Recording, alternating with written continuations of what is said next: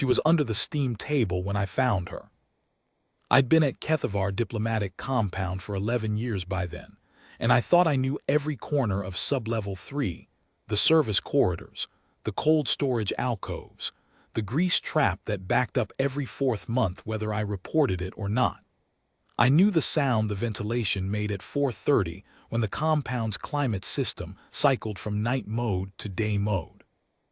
I knew that the stainless steel of the serving counter ran cold enough in the pre-dawn hours to lift fingerprints, and that by 700, when the first mid-tier diplomatic staff came down for breakfast, it would be body warm and faintly steaming. I knew these things the way you know the back of your own hand, not because you studied them, but because you've looked at them 10,000 times and stopped really seeing them. So when something moved under the steam table at 4:12 on a Tuesday morning in what I later learned was the 43rd week of the Veth-Sarath Compact's navigation silence, I noticed. Not because I was alert, because it made a sound I had never heard in 11 years, and the steam table was not supposed to have anything living under it. It was a small sound, a catch in the air, like something trying to breathe quietly and not quite managing it. I set down the half-tray of dried lentils I was measuring out for the midday soup and crouched, which my knees reminded me I was 67 years old and should not do without warning them first. What I saw under the steam table's lower shelf, in the narrow shadow between the cabinet housing and the floor drain, was a dragon child. She was curled as small as she could get, which was not very small. A young dragon's body doesn't compress the way a frightened cat's does. They have a skeleton that doesn't negotiate. She was maybe 4 feet from snout to tail tip, though she had her tail wrapped tight around her hindquarters and her wings pressed flat against her back, and the effect was of something trying very hard to take up no space at all. Her scales were deep violet, the kind of color you only see in the spectrum of a gas giant sunrise, and they caught the undercounter fluorescence and threw back a faint iridescent shimmer, blue to green depending on the angle. Her claws were dark, almost black at the tips, lighter at the base where the keratin was younger. She had a crest of small ridges running from just behind her eye line to the base of her neck, and they were laid flat in distress. Her eyes were open, very wide. The iris was gold, ringed with a darker amber, and the pupil had gone to a thin vertical slit the way a dragon's will when it's afraid and can't decide between freezing and running. She was shaking, not dramatically, not a shudder you could hear, but the kind of faint full-body tremor that means a living thing has been cold and frightened for a long time and has stopped noticing it's doing it. I stayed crouched at the edge of the steam table's shadow for a moment, because I am not a foolish man and I have been around enough frightened creatures, on farms, in field kitchens, in the years before I ended up at a diplomatic embassy serving breakfast to people who couldn't be bothered to say good morning, to know that a frightened creature with claws deserves a measured approach. She didn't move. She just watched me with those wide gold eyes and shook. I said, "I'm not going to hurt you." She didn't respond, which told me either she didn't understand standard or she was too frightened to care. I said, "Have you eaten?" "Nothing." I straightened up, which my knees also objected to, and went back to the prep counter. I had 3 trays of protein portions already cut for the breakfast service. The small rectangular blocks of rendered grain protein that the compound kitchen ordered in bulk, nothing fancy, but they had a decent caloric density and a mild, neutral smell that most species in the embassy's client population could tolerate. I put 4 of them on a side plate and set the plate on the floor in front of the steam table, 8 inches from the shadow's edge, and went back to my lentils. She didn't come out for 11 minutes. I know because I was watching the clock on the ventilation panel while I measured, and I was careful not to look directly at her. I just worked, measured the lentils, checked the soup stock I had simmering overnight in the back kettle, wiped down the section of counter I had already wiped down twice. At 4:23 I heard the plate move, just once a faint scrape of ceramic on the non-slip floor tile, then quiet. When I looked, the plate was empty and she was back under the steam table, a little less flat against the wall. The shaking had not stopped, but it had changed quality, the way it does when a frightened thing has eaten, and the body's most immediate alarm has been answered even if the mind is still deciding. I put 4 more pieces on the plate and slid it back without comment. That was the first morning. She was there again the next day, and the day after that.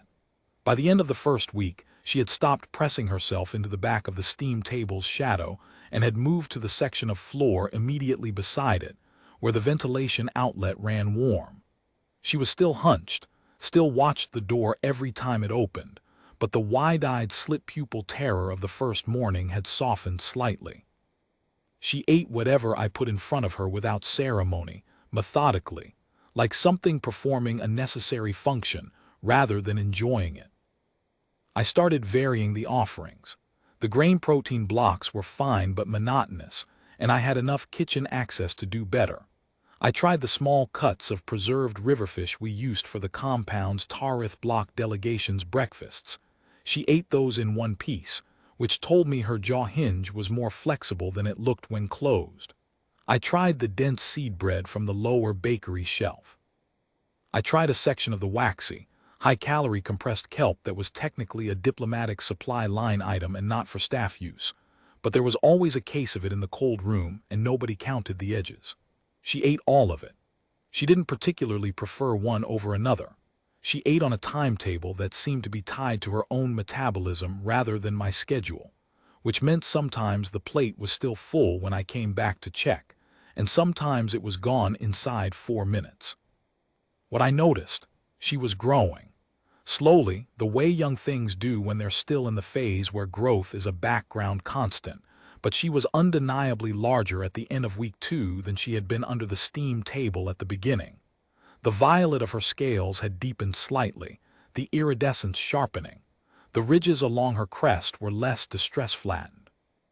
She'd begun, on the mornings when the compound was quietest, to uncoil her tail from around herself and let it rest stretched out behind her, which gave me a better sense of her actual size and told me she was not as young as I'd first assumed. Still young, still a child in every sense of the word, still that quality of not yet finished about the scale edges and the claw tips and the eye color, but not a newborn. Maybe the equivalent of 7 or 8 years in human terms, though I knew from the compound's cultural briefing materials, which I read in the break room because there wasn't much else to do, that dragon developmental rates didn't map cleanly onto human ones. I called her Pip, not to her face, not at first, just to myself, in the way you name a stray cat you've decided is your problem now.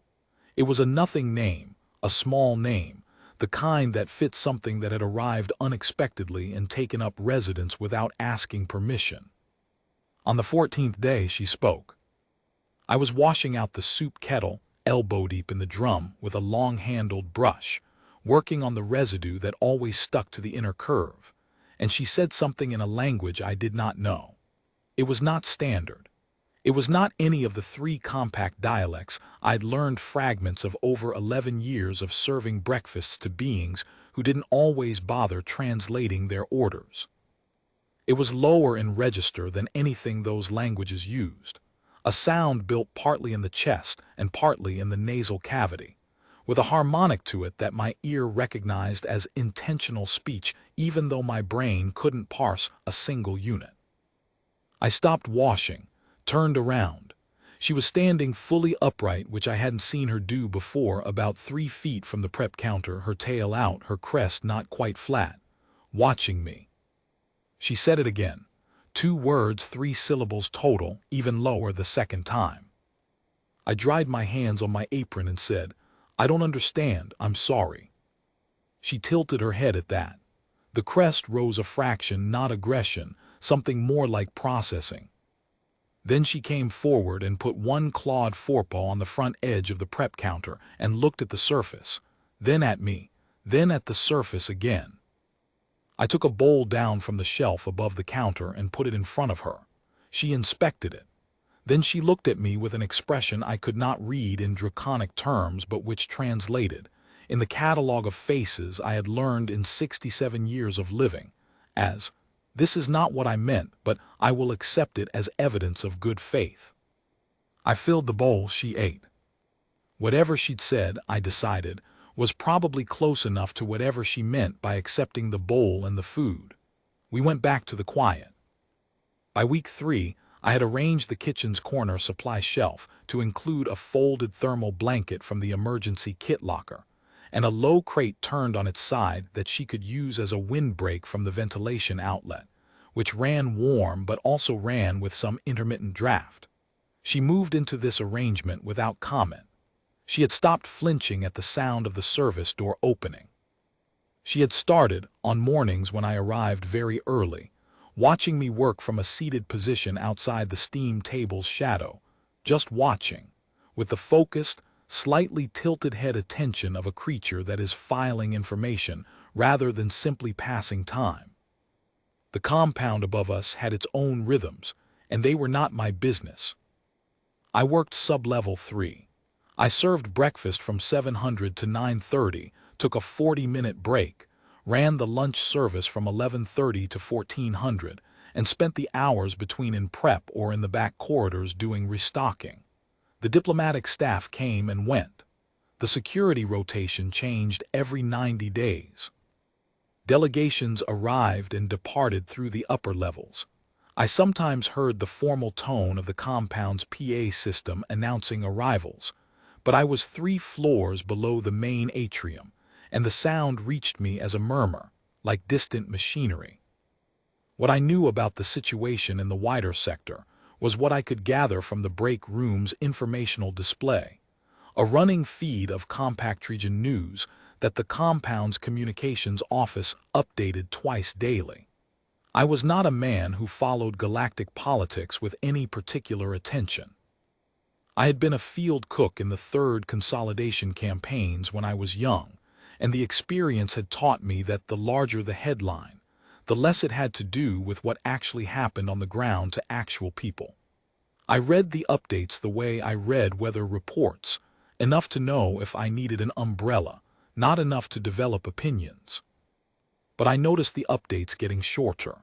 The kind of brevity that happens not because there's nothing happening but because the people writing them don't know what to say. Navigation silence in the Veth-Soreth corridors, transit delays, diplomatic channels running behind, fleet movements pending confirmation. I thought, someone is having a complicated few weeks. I put more grain protein on Pip's plate and did not connect these two facts. She had started following me on my restocking rounds by the end of week 3. Not close. She kept a body length behind me, moving quietly in the way large animals can when they choose to, which is much more quietly than you expect given the size, but following.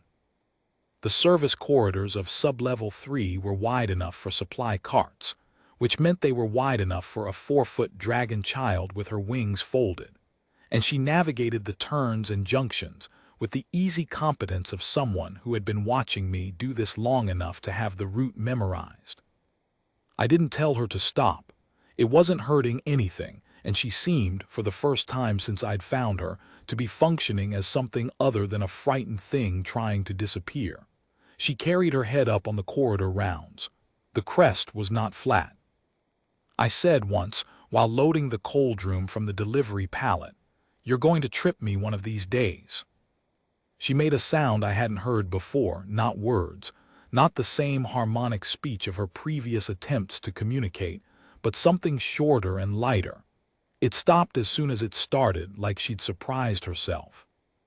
That, I said, sounded like the beginning of an opinion. The sound came again, fractionally longer. I went back to the pallet. She sat in the corridor entrance and watched me work. By the end of week 3, I had another problem, which was that the compound security rotation had changed, and the new overnight guard, a heavy-set, methodical man named Dressen who did his corridor sweeps with a hand torch rather than relying on the fixed sensors, had a route that took him past the sub-level 3 service door at 2:30 every night. I'd been coming in at 4:15, early enough to get well into prep before anyone else arrived, and Pip had been using the kitchen between my departures and arrivals as her primary space. But the 2:30 sweep was close enough to my arrival that I started coming in at 3:30 instead, which cost me sleep I was not young enough to easily spare, because I did not want Dressen to find her before I'd had a chance to think about whether finding her was a problem. I did not know, yet, whether it was. I didn't know what protocol said about a non-registered draconic occupant in a service corridor. I knew enough about how compounds ran to know that the answer was probably not simple, and I knew enough about frightened creatures to know that the answer to not simple was not generally in the frightened creature's favor. So I came in at 3:30. I filed nothing. I kept her fed and warm and out of the sweep route. I told myself I would think about the longer question when I had something more to go on. What I had to go on at the start of week 4 was that she had started making a second sound during the overnight hours. I knew this because she made it the first morning I arrived early enough to be there when she did it. A low, sustained note, not the harmonic speech register, not the short light sound of her dry acknowledgement, but something simpler and deeper. A sound with no communicative intent that I could identify. The closest thing I could compare it to, in the catalog of living things I'd spent time around, was the low murmur a very young animal makes when it has found somewhere safe enough to stop performing alertness. When I came in, it stopped immediately and she sat upright on the crate, fully attentive. But it had been happening. I thought about that for 2 days before I realized what it meant. She was sleeping well enough to make sound. That was a different thing from the first week's terrified silence. It was not nothing. By week 4, the compound's junior attaché for compact relations came down to sub-level 3 for the first time in my memory. Her name was Vesson Orr, a tall woman, maybe 40, with the clipped efficiency of someone who had been briefed on too many things in the last 24 hours and was trying to hold all of them. She came into the kitchen during the gap between the end of breakfast service and the beginning of lunch prep, which was when I was usually alone, and she stood at the service door for a moment before she saw Pip. Pip was on the crate. She had taken to sitting on the turned-on-its-side crate as a preferred position when she wasn't following me around, and from there she could see both the prep counter and the back wall and the door, which I suspected was a strategic preference. When Vesson Orr appeared in the doorway, Pip stood up on the crate, her tail stiffening, her wings spreading maybe 2 inches at the elbow before she folded them back. Not a threat posture, more of a reflex, the way a cat puffs. Vesson Orr stopped walking. I said, "She's been here 6 weeks. She doesn't bite." "That's," Vesson Orr said, and then stopped and then said, "Do you know what that is?" "A dragon child," I said. "Young, lost as near as I can tell. She showed up under the steam table." There was a silence during which Vesson Orr looked at Pip, and Pip looked at Vesson Orr, and I went back to chopping the root vegetables I'd been working through before the interruption. "A Veth Sorath hatchling," Vesson Orr said, in a different tone entirely. Quieter, with a particular quality that I associated with people who have just connected 2 things they should have connected weeks ago and are deciding how to feel about that. "I don't know the bloodline," I said. "I just know she was cold and hungry when I found her." Vesson Orr took a breath. "Edsel," she said. It was the first time she'd used my name. Most of the upper-level staff didn't know it. "How long did you say she's been here?" 6 weeks tomorrow." She was quiet for a long moment, looking at Pip with an expression I could now identify as complicated professional concern. Then she said, "I need to make some communications. I'll come back." "The door's always open," I said. She left. Pip watched her go, then looked at me. I held out a piece of the compressed kelp. She took it with more speed than usual, which I read as nerves, and ate it without her usual methodical pace. "I don't know what that was about either," I told her. She made the short, light sound again. It lasted 3 syllables this time. Vesson Orr came back the following morning, before the breakfast service. She had the compound's head of protocol with her, a Tarith block male named Suvith Kaz, who I had served breakfast to twice a day for 4 years without ever having a conversation. They both stood in the kitchen doorway, and this time they did not come in. Pip was at her usual position on the crate, watching them with the attentive, slightly tilted head look she'd been using on me since week 2. Suvith Kaz said something in the Tarith block primary dialect. I didn't catch all of it, but I caught the suffix cluster that indicated a question about origin or lineage. Pip did not respond. She looked at him the way she had looked at Vesson Orr, steady, assessing, giving nothing. After a moment, Suvith Kaz turned to Vesson Orr and said, in standard, "The crest markings are Veth Sarath. No question." Vesson Orr said, "The color."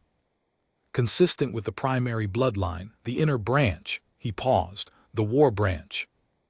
Vesson Orr was quiet for a moment. Then she looked at me. "Edsel, I want to be straightforward with you. What you've been doing here, feeding her, keeping her warm, is likely the reason she's alive. She would have been badly malnourished within another week when you found her." "She was cold," I said. "It seemed rude not to." "That's one way to look at it," she said. "The other way to look at it is that you've been unknowingly protecting a young member of the Veth Sarath war branch for 6 weeks, during a period when the Veth Sarath Compact has been in total communication and navigation silence, and I have been spending the last 3 days trying to understand why." I looked at Pip. Pip looked at me. Her crest was fully upright now, not in distress, but in the alert, vertical posture I'd only seen once or twice before, when something in the ventilation system had made an unusual noise. "She ended up here somehow," I said. "I don't know how." "No," said Vesson Orr, "neither do we." "Does she know what they're talking about?" I asked Pip directly. Pip's crest shifted once.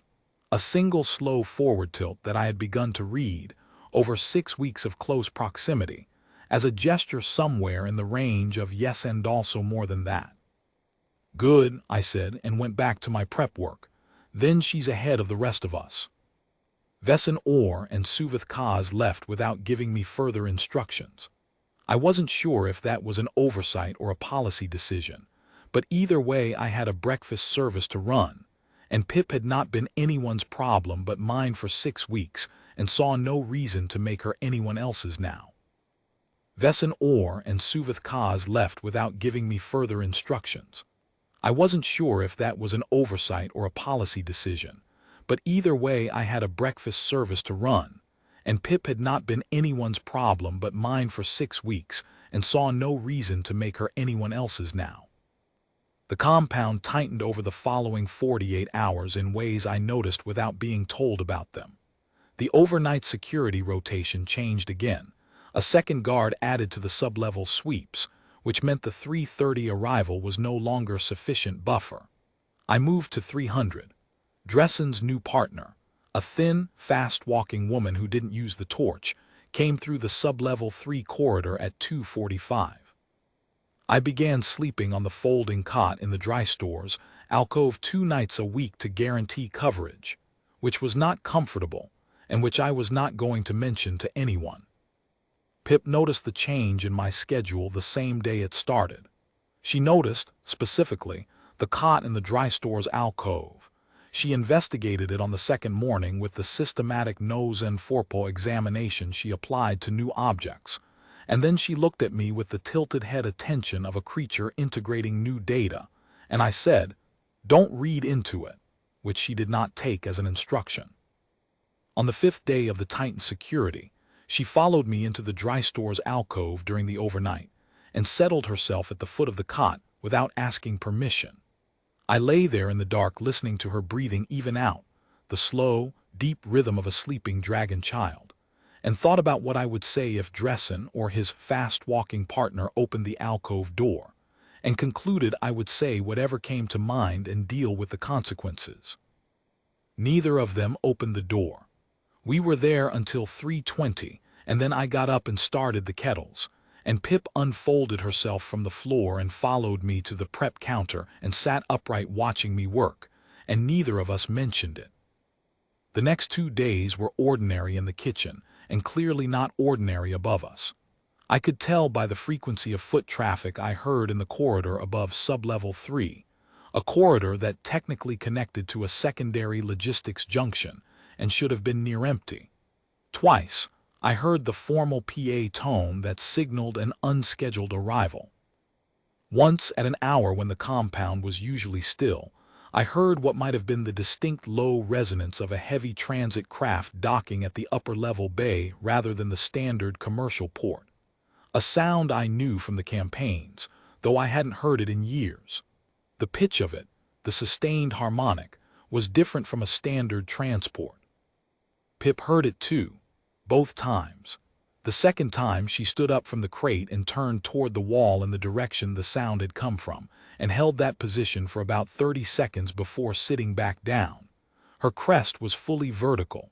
When I looked at her, she had an expression I had not seen on her before, and it took me a moment to name it because it was complicated.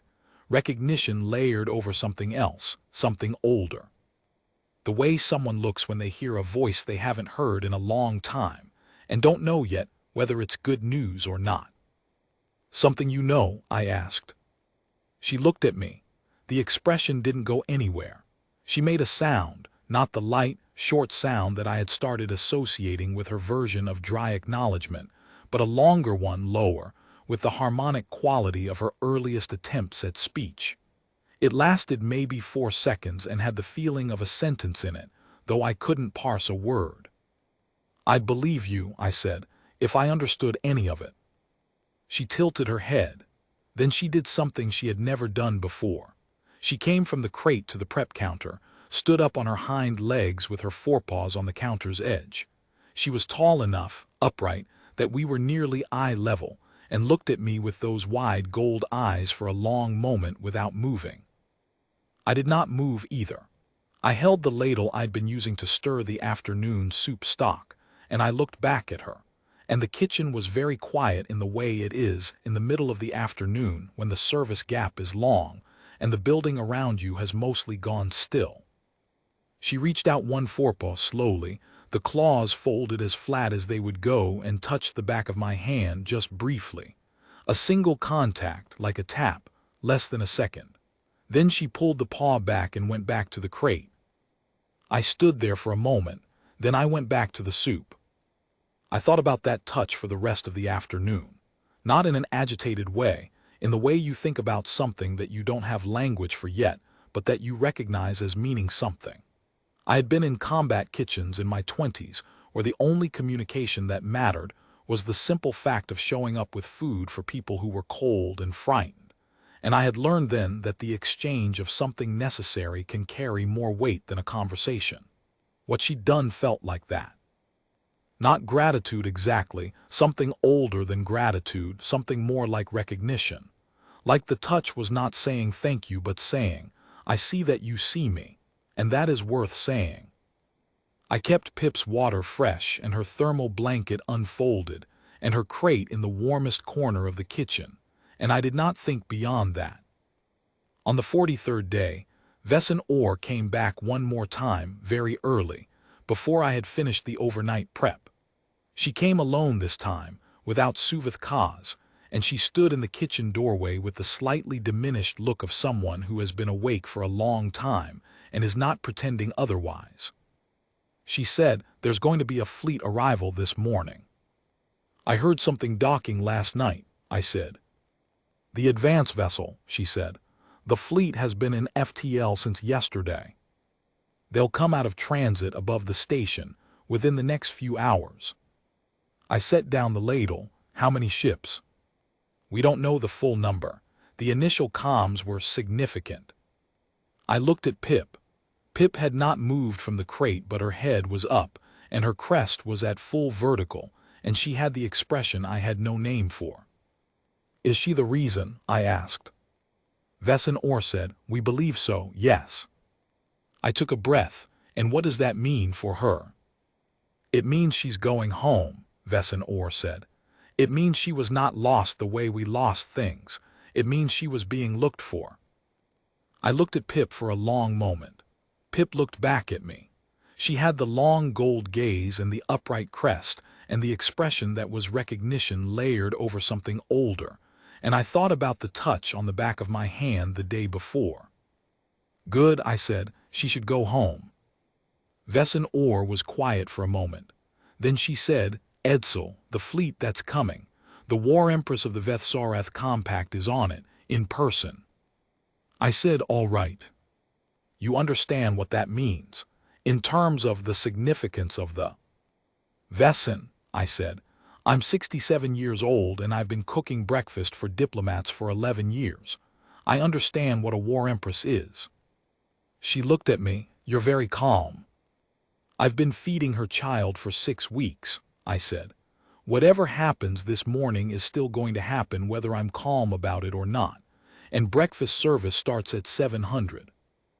Vesson Orr looked at me for another long moment, and then she did something I had not expected. She laughed. Not a long laugh, not a happy one exactly, but the genuine kind that comes out of the body before the brain decides whether to let it. "All right," she said. "I'll come and get you when they ask for you." "When?" I said. "When," she said, and left. I went back to work. Pip watched me from the crate with her crest vertical, and her tail wrapped loosely around her forepaws in the way she did when she was settled rather than tense, and something about the particular quality of her attention that morning was different from the attention she'd given me for 6 weeks. It was not new. It was the same gold-eyed watchfulness she'd had since she stopped flinching at the door, but it had a quality to it now that I could only call deliberate. Like she was putting something into the record. I went back to work. Pip watched me from the crate with her crest vertical, and her tail wrapped loosely around her forepaws in the way she did when she was settled rather than tense, and something about the particular quality of her attention that morning was different from the attention she'd given me for 6 weeks. It was not new. It was the same gold-eyed watchfulness she'd had since she stopped flinching at the door, but it had a quality to it now that I could only call deliberate. Like she was putting something into the record. I thought about the records I'd been keeping informally in my own head for 6 weeks. The dates she'd arrived early. The foods she'd preferred in her 2nd week before her metabolism shifted in her 3rd, and the preferences changed. The way her crest had moved from distress flat to neutral to fully vertical in a progression so gradual I had only noticed it by comparing week 6 to week 1. The way you notice that a plant has grown because you see it in a photograph. The light, short sound developing from a surprise into a choice. The touch on the back of my hand. I thought about the fact that someone had been looking for her for 6 weeks. I thought about what it meant for a child to be found. The fleet came out of transit at 6:18 station time. I know the time because I was pouring the first soup service into the warming tanks, and the sound reached me even 3 floors below and behind 8 inches of station-grade bulkhead. A sound like the air itself being moved, not wind, not vibration, but the deep resonant pressure change that a transit exit at scale makes when it happens close enough. Not loud, not violent, just vast. The kind of sound that bypasses the ear and arrives somewhere else. I gripped the edge of the warming tank and waited. Pip was off the crate and standing in the middle of the kitchen floor, upright, wings half spread. Not the 2-inch reflex spread of that first morning when Vesson Orr had appeared, but fully spread, the full arc of them visible for the first time, deep violet shading to near black at the trailing edge with a tracery of lighter iridescence along the membrane like light through shallow water. She held that position for maybe 10 seconds, facing the wall, facing whatever was above and beyond the station's hull in the direction the sound had come from. Then her wings folded, and she turned around and looked at me. I said, "That's them then." She made the sound she'd made the day before she touched my hand, longer this time. "I know," I said, though I didn't. "Go ahead and eat your breakfast." The morning service ran. I cannot explain why, except that I'm a person for whom the service running is the most available organizing principle in a situation that contains too many things I cannot organize. 42 diplomatic staff members came through the cafeteria between 700 and 9:30, and I fed all 42 of them. The PA system made 6 announcements, all in the formal tone of unscheduled significant events, none of which I could make out clearly. Pip ate her breakfast, went back to the crate, and tracked the room with her crest at full vertical, and for the first time in 6 weeks did not follow me on my mid-morning restocking rounds. She stayed in the kitchen. Vesson Orr came back at 9:44. She was not alone. Behind her was Suvith Kaz, and behind him were 2 beings I had not seen before, draconic humanoid, larger than Pip but smaller than what I would have called an adult, with the scaled, horned, wing-folded silhouette of young soldiers rather than young children, wearing harness arrangements on their thoraxes that had the functional simplicity of working gear.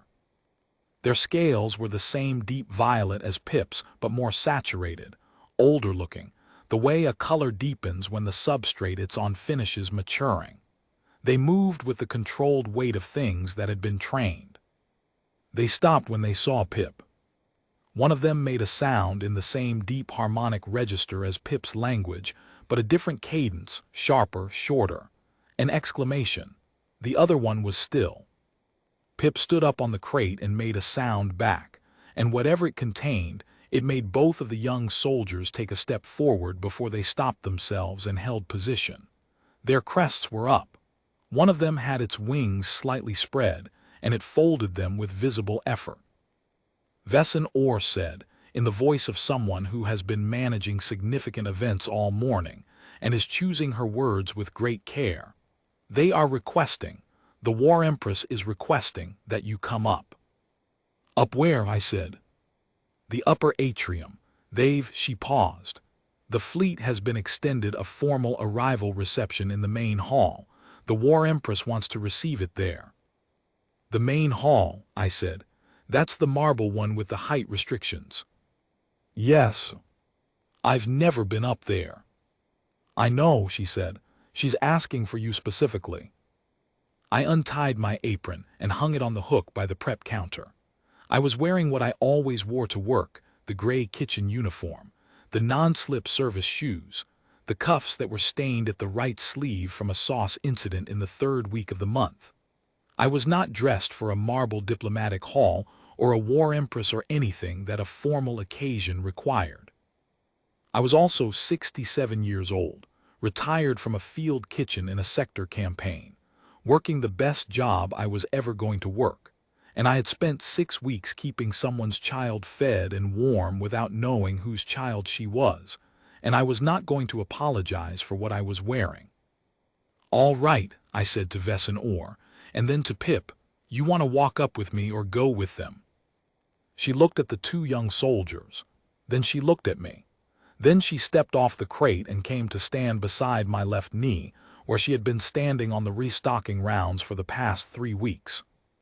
One of the young soldiers made a sound that I did not have the language to understand, but that had the quality of something being released, not relief exactly, more like a held breath let go. The other one stood very still. We walked up. I had passed the entrance to the upper atrium service access twice a year when the compound ran its biannual deep cleaning, and I knew it as a set of wide service doors set into a corridor junction at sublevel 1. The doors opened onto a lift that was larger than the main service elevator and ran on a separate track. Vesson Orr used her access card. And the 6 of us, Vesson Orr, Suvith Kaz, the 2 young soldiers, Pip and me, rode up in the large lift, and I watched the floor indicator change from B1 to 1 to 2 to 3 to main. The atrium doors were 12 feet high. I had seen them closed, from the service corridor access, on the 2 deep cleaning occasions. Closed, they were polished stone inlaid with a material that caught light differently from any angle, dark bronze with a faint internal iridescence. Open, which they were now, they showed me the main hall of the Kethavar diplomatic compound in its full operating state, which I had never seen, which was something I was not prepared for even though I had been preparing in the general sense for the past 4 hours. The main hall of Kethavar compound was built to receive delegations of scale. The floor was pale stone with deep-veined markings that ran in formal directional lines toward the center, and the ceiling was high enough that I lost the sense of it when I looked up, not infinite, but built to contain things that were large by most definitions. The light came from above, from a series of apertures that ran the length of the ceiling's spine, and the light at this hour was the clean mid-morning light of Toval Station's artificial day cycle, which ran warmer than natural sunlight, but lit the stone floors evenly and threw no dramatic shadows. The hall was full. On the far side of the directional stone markings, arranged in the formal reception arc that I recognized from the compound's cultural briefing materials as the standard compact Great Hall formation, wings half spread, crests vertical, positions by rank, was a delegation of Veth-Soreth dragons. I could not count them accurately from the doorway. They filled the reception arc, which was designed to hold 40. They were all adult class, all the deep violet of the bloodline, all in harness or formal body marking. Their wings caught the mid-morning light and made the room feel, despite its size, like the interior of something alive. At the center of the arc, in the position that the cultural briefing described as the primary station, was a dragon I had not seen before but recognized immediately in the way you recognize a category, rather than an individual, the way you know, before any identifying detail registers, that what you're looking at belongs to a different order of magnitude than the things around it. She was ancient class, not in years only, in bearing, in scale, in the weight of her presence in the room. Her scales were the same deep violet as Pip's but older, richer, the color of deep water rather than gas giant sunrise, with a metallic undertone at the ridge lines that was not iridescence but something more fixed, the way old gold is different from new gold. Her crest was enormous, not length but density, the ridges layered and marked with the formal patterning of the highest Veth-Soreth bloodline register that I recognized from the briefing materials illustrations, though the illustrations had not prepared me for the fact of it. Her wings were folded, but even folded they extended beyond her shoulder line in a way that made the space she occupied feel like a deliberate statement.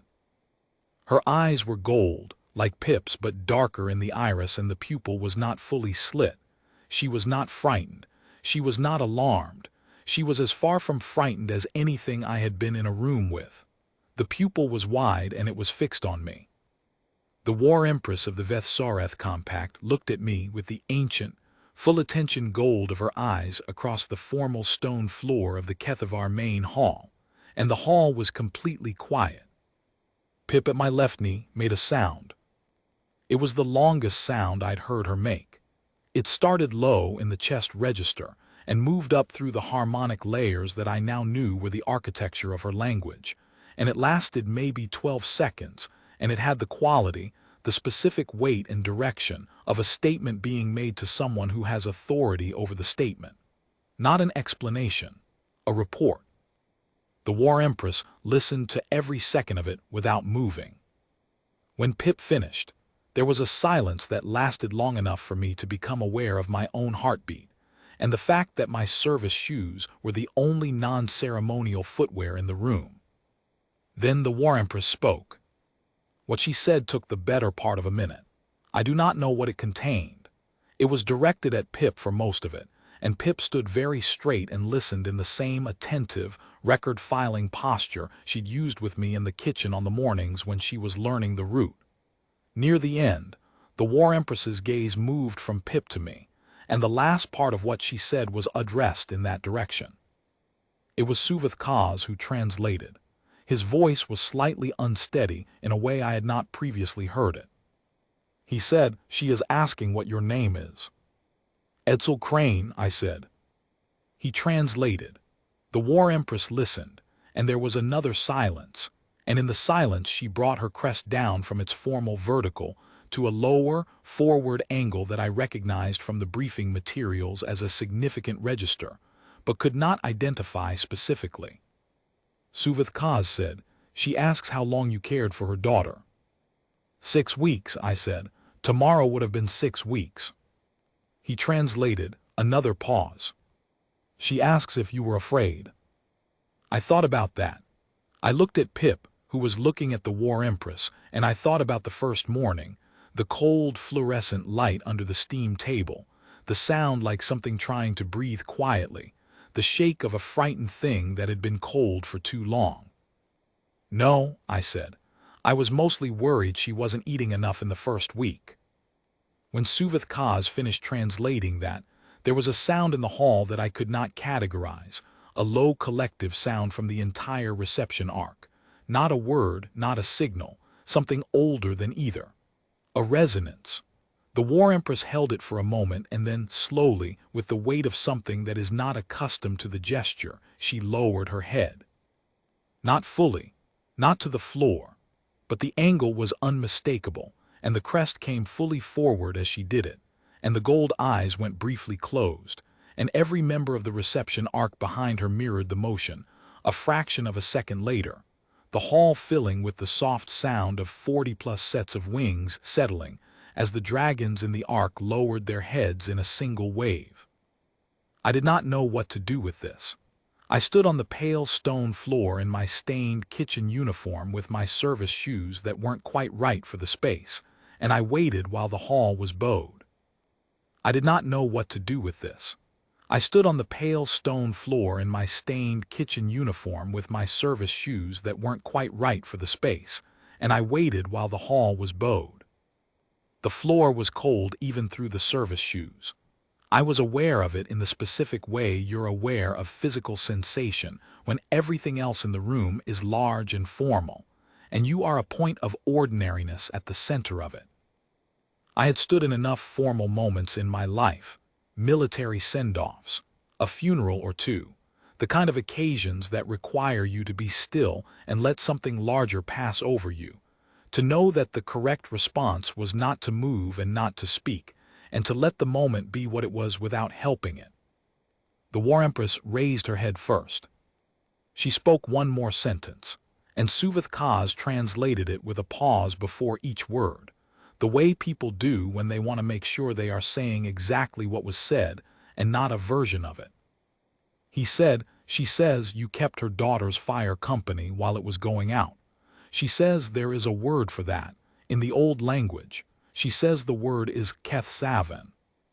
"What does it mean?" I asked. He was quiet for a moment, then, literally, one who tends a fire they did not light and does not need to be asked. He paused again. "But the older meaning, the way she said it, is closer to one who stays." I looked at Pip. Pip looked at me with those wide gold eyes, and she made the short, light sound, the one that had started as something that stopped itself in surprise and had become, over 6 weeks, the sound I associated with the small, dry acknowledgement she gave things she had already known. The War-Empress spoke again, longer this time, and Suvith Kaz translated in pieces. She said that Pip, whose name, in the Vethsoreth tongue, was a compound sound she rendered in standard as Veth Kali, meaning fifth and youngest of the war branch, had been separated from the fleet during a navigation failure 6 weeks prior, in the early days of the compact's silence, when a transit drive had miscalculated and deposited her alone on Toval Station with no working comms and no way to signal where she was. She had been injured in the transit exit, nothing permanent, but enough to prevent her reaching the compound's upper levels on her own before the wound closed. She had found warmth and a ventilation outlet in sublevel 3. She had found food on the second morning. She said that the fleet had been searching every transit junction in a 4-system radius for 6 weeks. She said that Veth Kali had not been in any distress catalog or any diplomatic channel, because there was no channel that reached the inside of a cafeteria kitchen. She said that the only reason they had found her was that Vesson Orr had, 3 days ago, filed a registration of an uncategorized draconic occupant in the compound's sublevel 3, and the registration had been routed through standard compact notification channels, and the Vethsoreth compact had been monitoring every channel going in and out of every station in the system. She says, Suvith Kaz continued, That 3 days ago when this registration arrived, she knew her daughter was alive because your cook had filed her correctly. He paused. She says that is also worth nomming. I thought about Vesson Orr standing in the kitchen doorway saying I need to make some communications, and about Suvith Kaz's voice in the corridor, and his slight unsteadiness just now when he spoke. I thought about the fact that Vesson Orr had called me Edsel, which she'd never done before the registration. I thought about 11 years of filing the supply orders correctly, and keeping the cold room organized, and making sure the grease trap got reported whether or not maintenance acknowledged it. I filed her under unexpected occupant, subspecies draconic, care status ongoing, I said. Same as I'd file a stray in the loading bay. Suvith Kaz translated this. The sound in the hall came again, the low collective resonance. And this time it had something in it that I thought, in a strictly non-expert reading of draconic expression, might be the register of something like warmth. The War-Empress spoke one more time and Suvith Kaz said, "She asks if you would like to be given a place in the compact's record, under Keth Savin, as one who stays." I looked at the War-Empress, and the War-Empress looked at me, and the hall was very quiet. Then I looked at Pip, at Veth Kali, fifth and youngest of the war branch, who had spent 6 weeks on a turned-on-its-side crate in a cafeteria kitchen learning the sound of the ventilation cycle, and following a 67-year-old cook on his restocking rounds, and making a sound that had started as something that surprised her and become, over time, something she chose. She was still at my left knee. She was looking up at her mother's fleet in the formal arc across the pale stone floor, and she was looking at me, and the expression on her face was the one I'd had no name for until Suvith Kaz gave it one. One who stays. Tell her yes, I said. Tell her I'd be honored. The War-Empress lowered her head once more, briefly, and this time Pip did it too, the small crest coming forward, the gold eyes going momentarily closed in the same motion.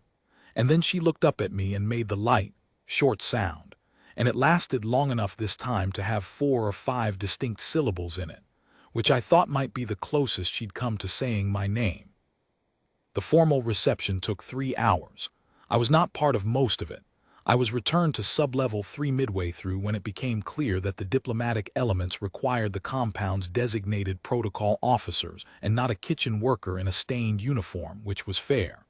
Suvith Kaz walked me as far as the lift, and at the lift he stopped and said, in the careful way of a man who doesn't usually say personal things, "What you did, it will be in the compact's record. Keth Savin." That doesn't happen often. I imagine most people who find a lost child in their kitchen just feed it, I said. He looked at me for a moment. Most people ask questions first, he said, particularly in diplomatic compounds, particularly about a Veth Sorath hatchling in the 43rd week of a navigation silence. I thought about that in the lift. I thought about it while I finished the soup service, and while I washed out the kettle, and while I restocked the cold room. I was not certain he was right. It seemed to me that the question of whether you feed something cold and hungry and frightened was not a complicated question, and the subsequent questions, whose is this, what protocol applies, what are the political implications, were real questions but not the first one, and first questions established the rest of the sequence. I had fed her because she was cold. Everything else had followed from that. I filed the day's supply inventory. At 14:30, the 2 young soldiers from the lift came down to sub-level 3, and Pip was with them. She stood in the kitchen doorway for a moment with her crest up and her tail out, and then she came in and went to the crate in the corner, the turned-on-its-side crate with the thermal blanket folded on top of it, and sat on it one more time and looked at me. I filled a bowl. I put it in front of her. She ate. She ate the way she had eaten on the first morning, methodically, a necessary function being performed, but she was different from the first morning in every way the body and the face can be different from fear to its opposite. The shaking was gone. The crest was easy. The wings were folded without tension. She ate the way a creature eats when it is warm and knows where it is, and is not thinking about anything except the immediate fact of the food in front of it. When she finished, she looked at me for a long time. Then she stepped off the crate and came to stand in front of me, and she put her forepaw on the back of my hand. Not briefly this time, not the single-tap record entry of the day before, but with the full flat weight of the paw, claws folded, for long enough that I was aware of the temperature of it and the specific dry texture of the scales on her palm, and the small, particular fact of being touched by something that had decided to trust you. I put my other hand over the paw briefly, then I let go. She went back to the soldiers at the door, and she looked at me once more from there, and then she was gone, and the kitchen was quiet in the way it is in the late afternoon when the service gap is long and the day has gone mostly to its end. I washed the bowl, I checked the overnight stock, I filed the day's supply inventory. In the notes field for the supply log, after the standard entries, protein portions, fresh produce, cold room inventory, grease trap status ongoing, I typed, 1 draconic occupant, subspecies Vethsareth, care status complete and closed. And then, because it was the right thing to put in a record and I had spent 11 years keeping records correctly, I added the name Suveth Kaz had given me. Kethsavan, one who stays. I submitted the log, and I turned off the prep counter lights, and I went to get my coat from the staff locker. And on the way out I stopped at the corner of the kitchen where the crate was. The turned-on-its-side crate with the thermal blanket still folded on top of it, and the warm ventilation outlet running at the base of the wall, and the faint scuff on the floor tile, where 6 weeks of a dragon child's weight had worn the finish. I stood there for a moment. Then I straightened the thermal blanket, though it didn't need it, and went home.